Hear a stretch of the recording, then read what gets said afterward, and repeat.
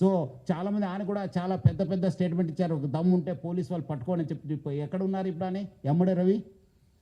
పోలీసులు ఏమంటే దమ్ముంటే పట్టుకోండి, నా దగ్గర 5 కోటి ప్రజల ఒక డాటా ఉంది.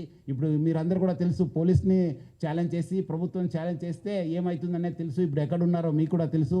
సో ఎవరు కూడా ఎంత అనుకోవద్దు, చట్టం law will take its own course of action.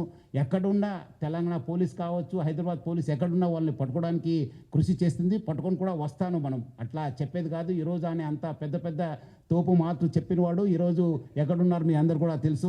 So ఎవరు కూడా అలాంటి ఆయన స్టేట్మెంట్ ఉంది, దమ్ముంటే పట్టుకోండి అని చెప్పి చాలాసారి ఆయన చాలా ట్రెండింగ్ కూడా అయింది అప్పుడు. సో తెలుసు అందరికీ. సో చాలా అంటే చాలా నష్టం జరిగింది.